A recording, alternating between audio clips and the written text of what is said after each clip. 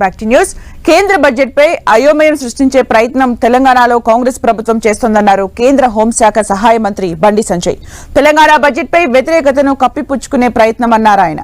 కాంగ్రెస్ కేసీఆర్ 10 ఏళ్ల పాలనపై ఎందుకు మాట్లాడటం లేదన్నారు. కాళేశ్వరంలో తప్పు జరిగిందని బీఆర్ఎస్ ఒప్పుకుందన్నారు బండి సంజయ్. లేదు 14 రూపాయల మేము ఇస్తాం కదా అంటారు. మరి కేంద్రం కూడా 14 రూపాయలు ఇస్తారు కదా.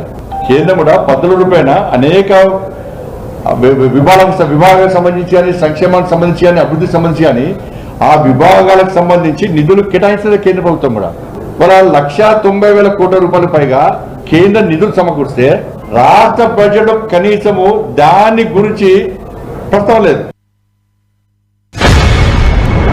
ఆర్థిక శాఖ మంత్రి గారే క్లారిటీ ఇచ్చారు. దానిలో ఇవాళ జిఎస్టీ ఆదాయంలో 74%, జిఎస్టీ ఆదాయంలో తెలంగాణ జిఎస్టీ ఆదాయంలో 74% 3 రాష్ట్రాలకు కేంద్రం ఇస్తున్నది.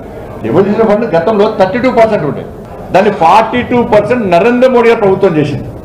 కానీ ఈ ఒక్క విషయంలో మాత్రం కేసీఆర్ గారు నరేంద్ర మోడీ గారికి కృతజ్ఞతలు చెప్పారు. పాపం ఈ ఒక్క విషయంలో మాత్రం కృతజ్ఞతలు చెప్పారు. పైసలు వచ్చేటి కదా.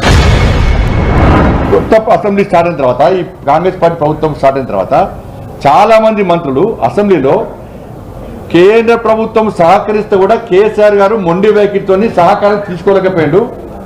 అందుకే తెలంగాణ రాష్ట్ర అభివృద్ధి కుంటుపడ్డది. కేంద్రంతో కొట్లాడిండు కేసీఆర్ అని చెప్పించి ఇదే కాంగ్రెస్ పార్టీ ప్రభుత్వంలోని మంత్రులు అసెంబ్లీ వేదికగా మాట్లాడేది. కాంగ్రెస్ పార్టీ 10 సంవత్సరాల్లో ఏరు కూడా కేసీఆర్ వ్యతిరేకంగా మాట్లాడలే, మరి కేంద్రానికి వ్యతిరేకంగా మాట్లాడలే సహకరిస్తారని చెప్పి.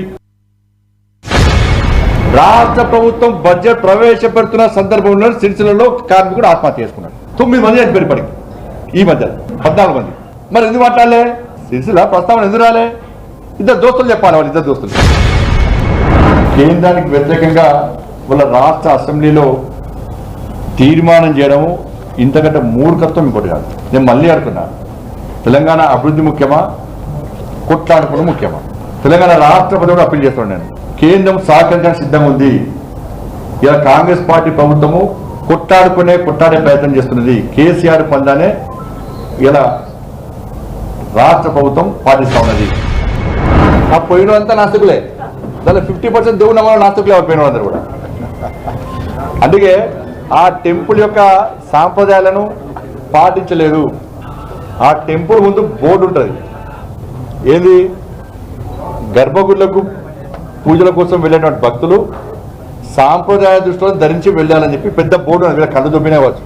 తప్పు జరగలేదు అని చెప్పదలుచుకున్నారా? అది కూడా చెప్పలే. పోయి ఆ కాళేశ్వరం ముక్తీశ్వర స్వామి దేవాలయాన్ని అక్కడ దేవుడిని అవమానపరచొచ్చారు. వాళ్ళు సాధించింది గదే, క్షమాపణ చెప్పాలి.